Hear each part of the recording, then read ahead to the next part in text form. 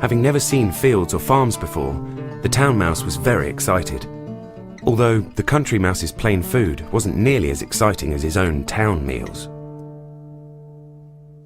To thank his friend for the lovely day, he invited the country mouse to visit him in the town. The next day, the country mouse arrived in the big town. And when he saw the food cupboard at his friend's house full of cheese, bread, biscuits, jam, and lots of other goodies, he stood there amazed. "I've never seen anything like it," said the country mouse. "Are all these wonderful things for us to eat?" "Of course," came the reply. "And you are my guest, so tuck in." They began to eat everything they could see. "You're the luckiest mouse I've ever met," said the country mouse to his town brother, who was listening with delight to his friend's praise when suddenly the sound of heavy footsteps interrupted them. "Quick, run for it," whispered the town mouse. "The lady is coming, and if she catches us, we are in big trouble." They were just in time as they managed to hide from the lady of the house, who had come in to try and catch them. But she just had a quick look around the kitchen before leaving the room again. "It's all right," said the town mouse when the coast was clear. "She's gone. We were lucky, because she hates mice. Come on, now for the jam.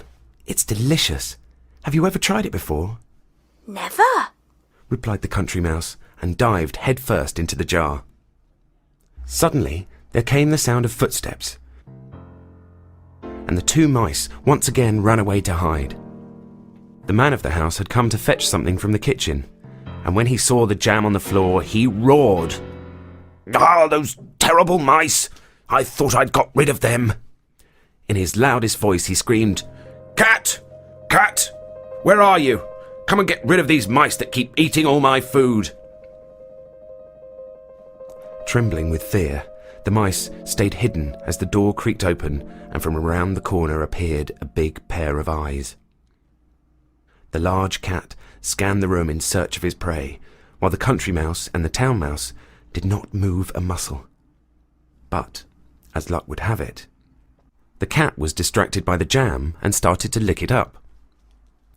After a while, the cat forgot why his master had sent him into the kitchen in the first place. He stopped eating and, no longer hungry, decided that he might as well leave mouse hunting for another day. So off he walked to have a sleep in front of the fire in the other room. As soon as the country mouse realized the danger had passed, he did not waste a second. Quickly, he shook hands with his friend, saying, "Thanks so much for everything, but I must go now. I can't stand all these shocks. I'd much rather sit down to a meal of a few berries in peace in the country than eat all of your delicious food in fear of my life every second." And that was the last time the country mouse ever visited his friend in the town.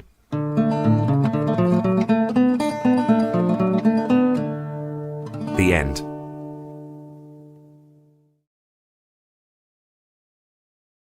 The Three Billy Goats Gruff.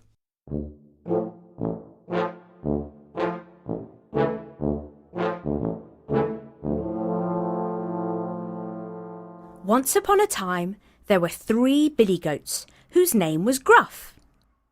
They all lived on a hill, but there wasn't much food to eat, and they were always very hungry. One day, they decided to go and live on a hill on the other side of the valley, which was always full of grass. There, they could eat as much as they wanted and make themselves fat and healthy.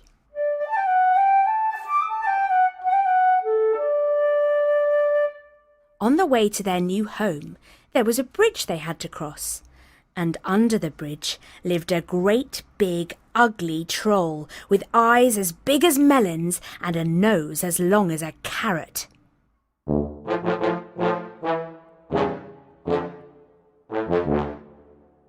First to approach the bridge was the youngest billy goat Gruff.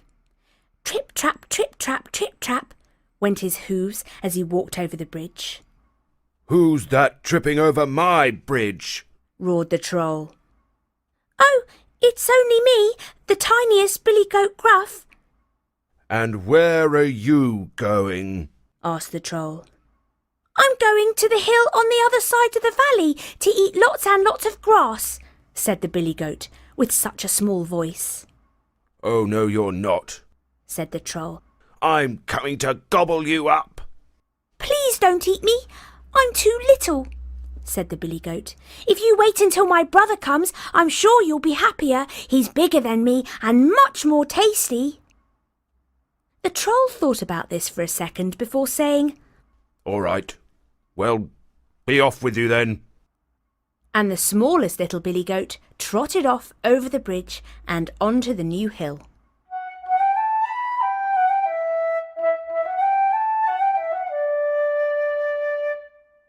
A little while later, the second billy goat Gruff came to cross the bridge. Trip, trap, trip, trap, trip, trap, went his hooves on the bridge. Who's that tripping over my bridge? Roared the troll. Oh, it's me, said the second billy goat Gruff, who didn't have such a small voice.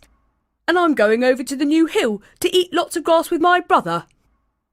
Oh, no, you're not, said the troll. I'm coming to gobble you up. Please don't take me, said the second billy goat. Wait till my other brother comes along. He's even bigger than me and much more tasty. The troll thought about this for a second before saying, Very well. Be off with you then. And the second billy goat trotted away over the bridge to join his brother on the new hill.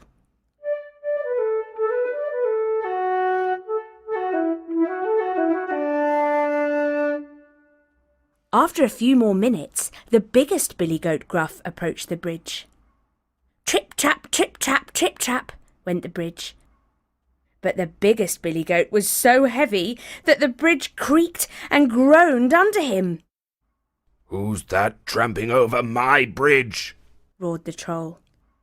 It is I, the biggest billy goat Gruff, said the billy goat. Then I am coming to gobble you up. Well, come along then, said the biggest billy goat, not scared of the nasty troll.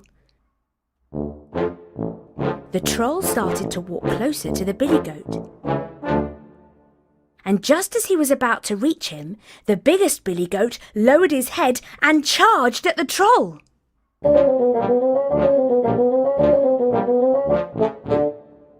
In a second, the troll went flying into the air and landed with a splash into the stream below. The biggest billy goat then walked on over the bridge with a big smile on his face and joined his brothers on the new hill, where they lived happily ever after, eating as much grass as they wanted, all day long.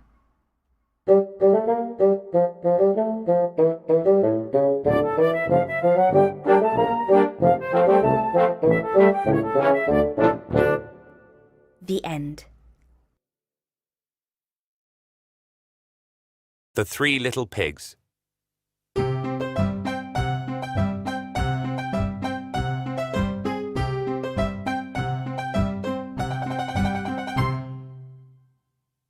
Once upon a time, there were 3 little pigs. Every day they liked to play and have fun together. But the little pigs kept growing bigger and bigger, until one day their mother said to them, "You pigs have grown too big to live here with me in this small house. It is now time for you all to go and build a home for yourselves. But when you do, take care that the big, bad wolf does not catch you, because if he does, he will gobble you up." So the 3 little pigs decided to go and build their own houses, and off they went into the big wide world to start their adventure.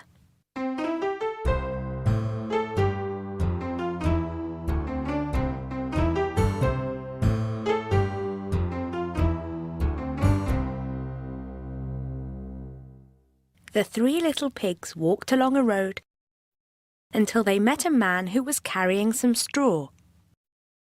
The smallest little pig wanted to build his house straight away, so that the big bad wolf would not catch him. So he asked the man, "Please, sir, will you give me some straw to build my house?" "Yes," said the man, and gave the little pig some straw. Very quickly, the little pig built his house of straw.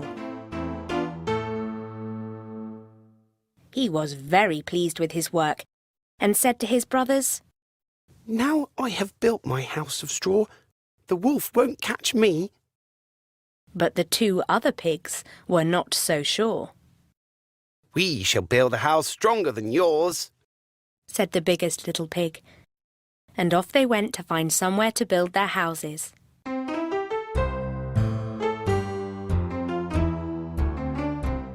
The two little pigs walked further along the road until soon they met a man who was carrying some sticks. The middle-sized pig also wanted to build his house quickly, so that the big bad wolf would not catch him, and said to the man, "Please, sir, will you give me some sticks to build my house?" "Yes," said the man, and gave the little pig some sticks. Quickly, the middle-sized little pig built his house of sticks. It was stronger than the house of straw, and he was very pleased with his work. "Now I have built my house of sticks, the wolf won't catch me," he said. But his big brother was not so sure. "I shall build a house stronger than yours," said the biggest little pig, and off he went to find somewhere to build his house. The biggest little pig walked further along the road until finally he met a man carrying some bricks. "Please, sir, will you give me some bricks to build my house?" he asked. "Yes," said the man, and gave the biggest little pig some bricks. The biggest little pig built his house of bricks. It took a long time to build.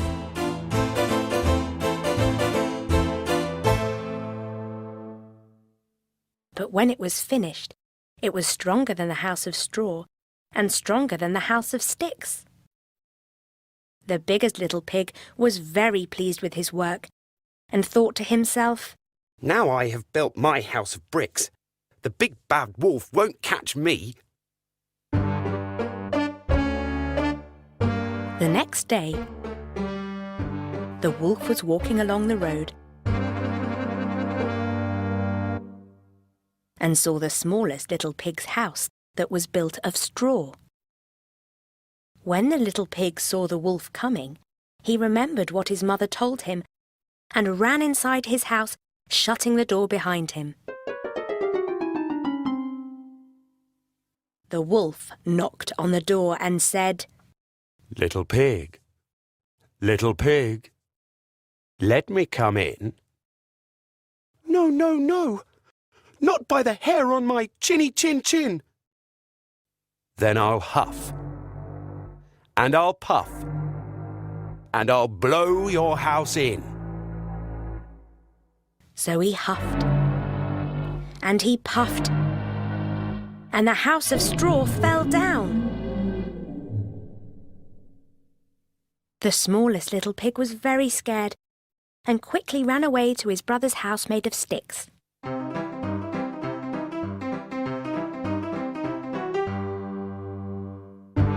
The next day, the wolf walked further along the road.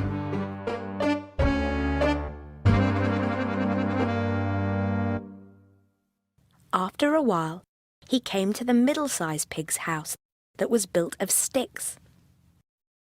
When the little pig saw the wolf coming, he also remembered what his mother had told him and ran inside the house with his brother, shutting the door behind them. The wolf knocked on the door and said, Little pig, let me come in. No, no, no, said the little pig. not by the hair on my chinny chin chin. Then I'll huff, and I'll puff, and I'll blow your house in. So he huffed, and he puffed, and the house of sticks fell down. The two little pigs were very scared and ran away as quickly as they could to get to their big brother's house made of bricks.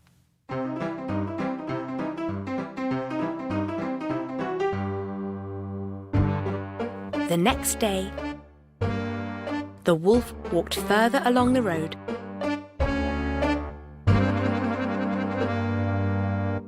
until he came to the biggest little pig's house that was built of bricks. When the biggest little pig saw the wolf coming, he ran inside the house with his brothers and shut the door behind them. The wolf knocked on the door and said, Little pig, let me come in. No, no, no, said the little pig. not by the hair on my chinny chin chin. Then I'll huff, and I'll puff, and I'll blow your house in. So he huffed, and he puffed, and he huffed, and he puffed, and he huffed, and he puffed. But the house of bricks would not fall down.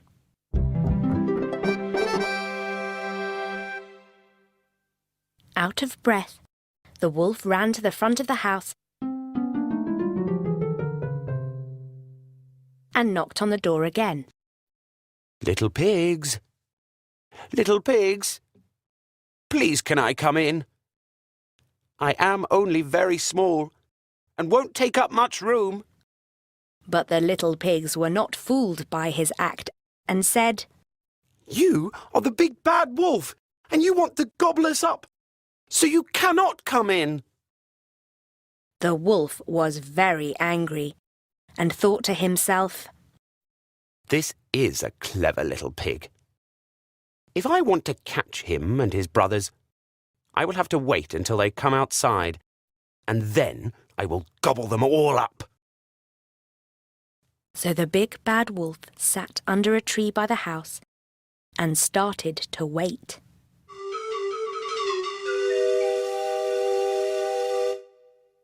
Inside the house, the three little pigs watched the wolf. Oh no, we're trapped. Said the smallest little pig. And when we go outside, the big bad wolf will catch us and gobble us up. Said his bigger brother. But the biggest little pig looked at his brothers and smiled. Don't worry, I have a plan. He went over to the fireplace and put a big pot of water onto the fire.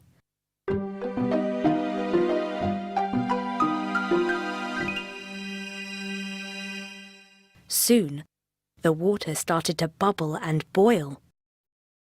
What are you doing? Asked the smallest little pig. The biggest little pig put his finger to his lips and told his brothers not to worry. Then they looked outside again and saw that the big bad wolf was still waiting for them. Suddenly, in a very loud voice, the biggest little pig said, That old wolf is very stupid. If he was clever, he would climb up onto the roof and come down the chimney. Then he could gobble us up as easy as 1, 2, 3. Outside, the big bad wolf heard the little pig. Who are they calling stupid? He said to himself, and started to creep towards the house. Oh no, Said the smallest little pig. the big bad wolf is coming to get us.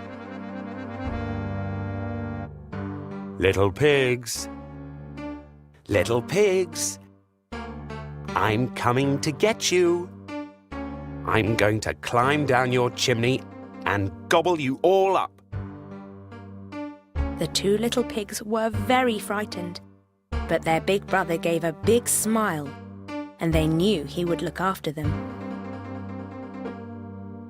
The wolf climbed up onto the roof and began to climb down the chimney. But just as the big bad wolf was climbing down the chimney, the biggest little pig took the lid off the pot, and the wolf fell straight into the boiling water with a big splash. Quickly, the biggest little pig put the lid back onto the pot, and that was the end of the big bad wolf.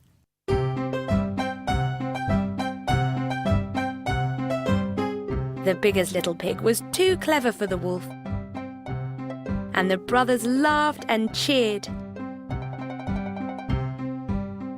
The three little pigs lived happily ever after together in the house made of bricks. The end.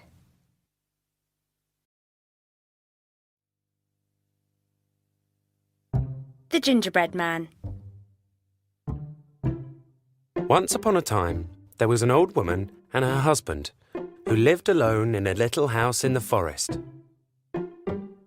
The couple had no children, and sometimes this made the old woman feel lonely. So one day, she decided to make a boy out of gingerbread. She carefully mixed the batter, rolled the dough, and cut out a very nice gingerbread man. She added sugar icing for his hair, mouth, and clothes, and used chocolate chips for buttons and eyes.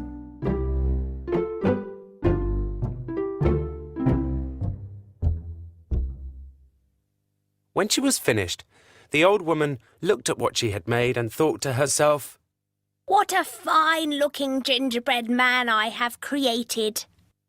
The old woman then put him in the oven to bake, and while she waited, she had a little rest.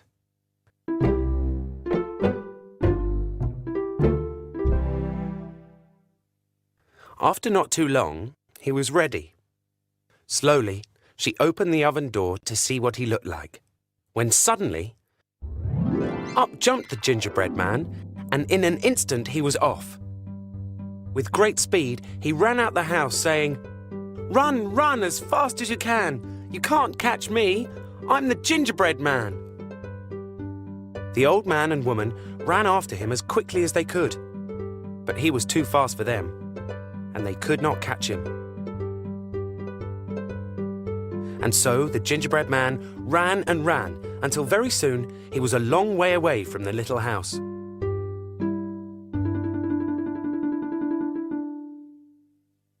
While he was running, he met a cow. "Moo," said the cow. "You look very fine. Fine enough to eat." And the cow started to chase the little man.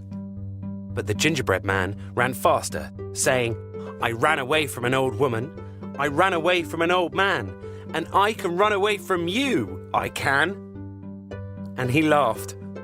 "Run, run as fast as you can. You can't catch me, I'm the gingerbread man." The cow ran after the gingerbread man, but she could not catch him.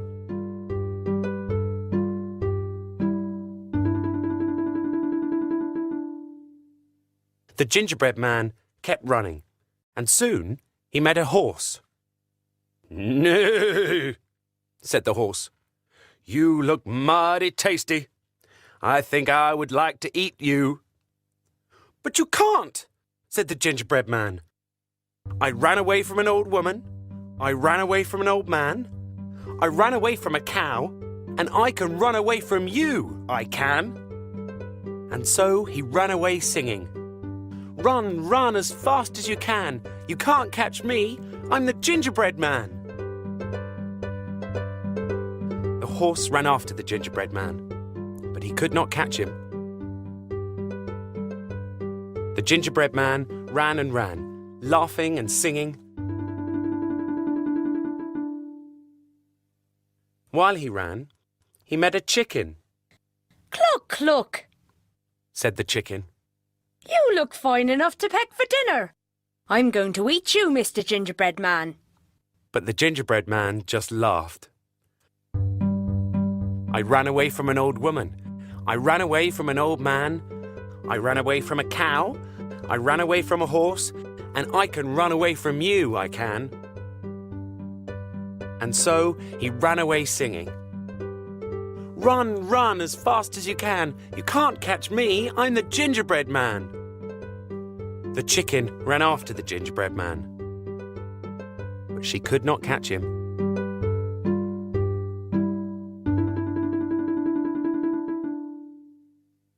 The gingerbread man was proud that he could run so fast. Nobody can catch me, he thought. So he kept on running until he met a fox. Feeling very clever, he just had to tell the fox how he ran faster than all the others who had tried to eat him.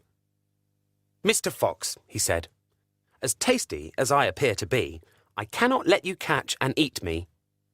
I ran away from an old woman. I ran away from an old man. I ran away from a cow. I ran away from a horse. I ran away from a chicken.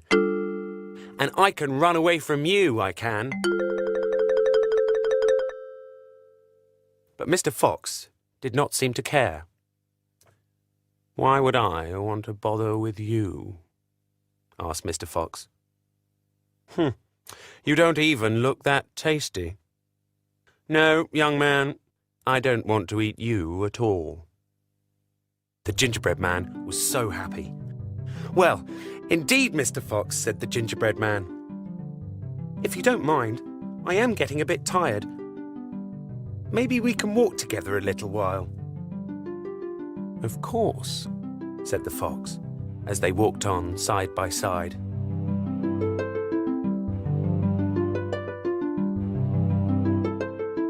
Soon, they came to a river. Oh no! How do I cross the river?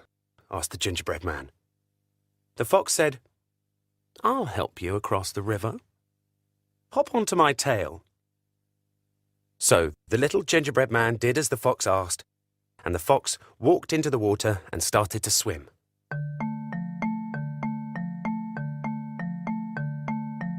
After a short while, the fox said, You are too heavy. Hop onto my back. So the little gingerbread man did as the fox asked, and he swam a bit further. But a few minutes later, the fox said, You are too heavy for my back. Jump onto my nose. So the little gingerbread man did as the fox asked. Finally, just as they were about to reach the other side, the sly fox tilted his head back and tossed the gingerbread man high into the air as he opened his mouth. Snap! Yum, yum, thought the fox. He was very tasty after all. And that was the end of the gingerbread man.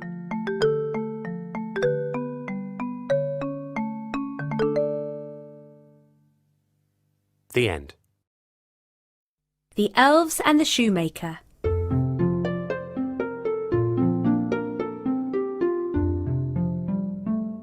Once upon a time, there was a shoemaker who, through no fault of his own, had become so poor he only had enough leather to make one last pair of shoes. That evening, he cut out the pattern for the shoes which he intended to make the next morning, and since it was late, went to bed and quickly fell asleep. In the morning, he got up ready to start work and to his surprise found a finished pair of shoes standing on his table. He was amazed and could not understand what had happened. He picked up the shoes and looked at them. They were so neatly sewn that not a stitch was out of place, and they looked like they had been made by a master craftsman. Later that morning, a customer came into his shop and saw the shoes. He thought they were so nice he paid more than the normal price for them, and this meant the shoemaker was able to buy leather for 2 more pairs of shoes with the extra money he got. That night, he once again cut out the pattern for the shoes from the leather and went to bed. The next day, he woke up and was about to start work, but he didn't have to, as the shoes were already finished. They looked amazing, and 2 lucky customers bought them both before lunchtime. This gave him so much money, he was able to buy leather for 4 more pairs of shoes. Early next morning, he found the 4 pairs of shoes had once again been made for him. And so it continued. What he cut out in the evening was finished by the morning, and this happened night after night. And in no time at all, he was in a better position again and had money to live from. In fact, he actually became quite rich. One evening, after he had finished cutting out the pattern for the shoes, he said to his wife, "Why don't we stay up tonight and see who is giving us such a helping hand?" His wife agreed, and so they lit a candle and hid themselves in the corner of the room to wait.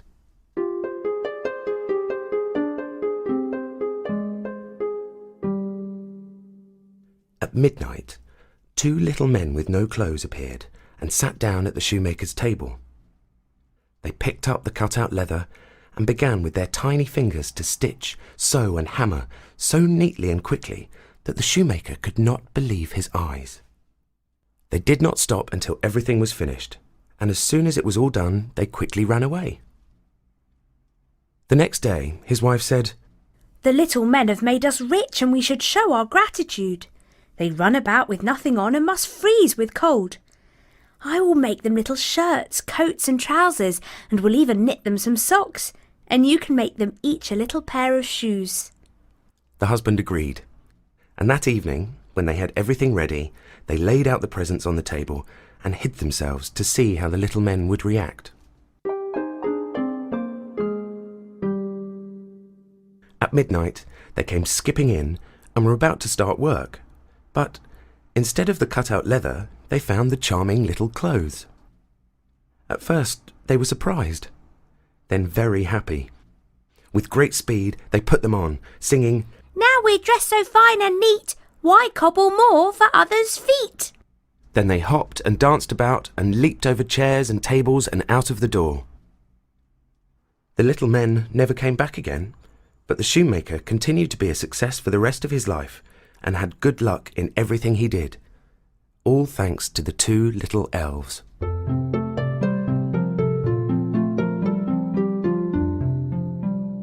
The end. Sleeping Beauty.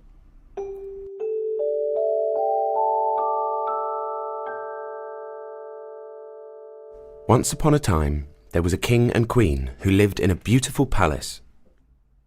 They had everything you could wish for, except one thing, a child, and this made them very sad. But finally, after many years, they had their wish, and a little baby daughter was born. To celebrate, preparations were made for a party, and amongst the most important guests were 7 fairies who were to be godmothers to the baby princess.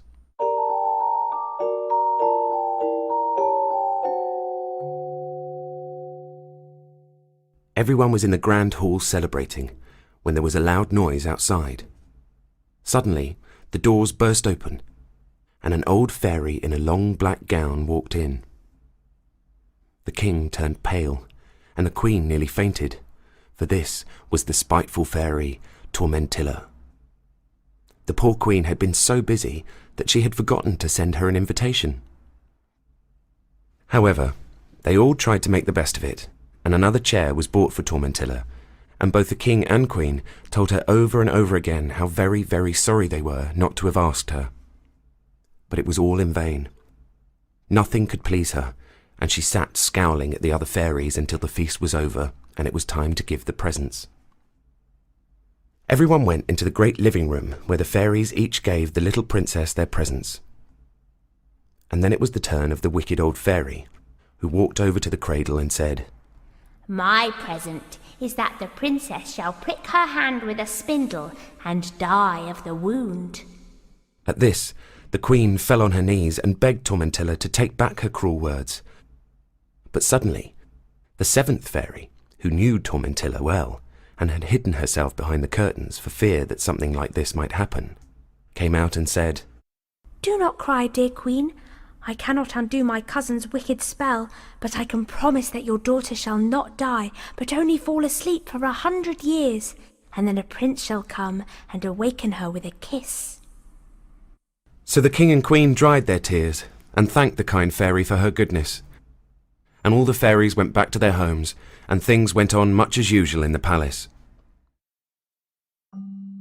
But you can imagine how careful the queen was of her little girl, and the king made a law that every spindle in the country must be destroyed. The years went by happily enough until Princess Miranda was almost 18 years old. One day, the king and queen had to go away, and as the princess did not wish to go, they left her behind. Quickly, she became bored, and to pass the time began exploring all the old rooms in the palace.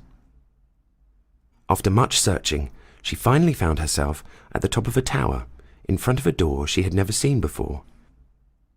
When she opened the door, she saw a small room where a little old woman sat with a high white cap at a spinning wheel. She watched the old woman curiously and could not imagine what she was doing, as the princess had never seen a spinning wheel in her life, because the king had ordered them all to be destroyed. Now, the poor old woman who lived in this tower had never heard the king's order because she was deaf and could not hear anything. "What pretty work you're doing! Tell me, why does the wheel go whir, whir, whir?" said the princess. But the old woman didn't answer because, of course, she could not hear. So the princess stepped into the room and put her hand on the old woman's shoulder, who looked up and rubbed her eyes. "Dearie, dearie me," she cried. "and who may you be, my pretty darling?" "I'm the Princess Miranda," said the maiden, but the old woman only shook her head as she could not hear anything. Then the princess pointed to the spindle and made the old woman understand that she wanted to try. So the old woman nodded, and the princess sat down and took the spindle in her hand. But no sooner did she touch it than she pricked her hand with the point and sank down into a deep sleep.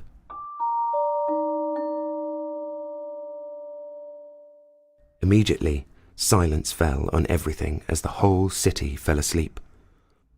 All the birds stopped singing, and the king and queen, who had just returned from their journey, fell asleep as well. The sky became dark, as a magic wood sprang up all around the palace and its grounds. It was at least 1/2 mile thick, and made of thorns and prickly plants, which seemed impossible for anyone to penetrate. And so the years went on and on and on, until 100 years had passed, and the palace and the story of it were all but forgotten.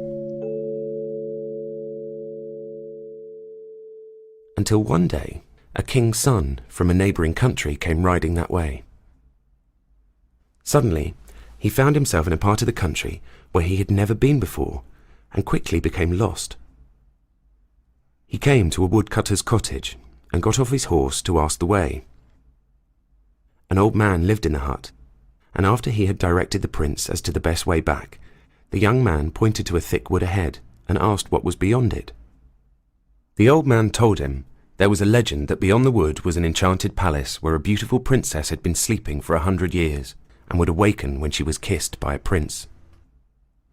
As soon as the prince heard this, nothing would stop him, and he decided he must go there and see for himself if the tale were true. So he rode until he came to the edge of the wood, and then began to push his way through the thorny thicket.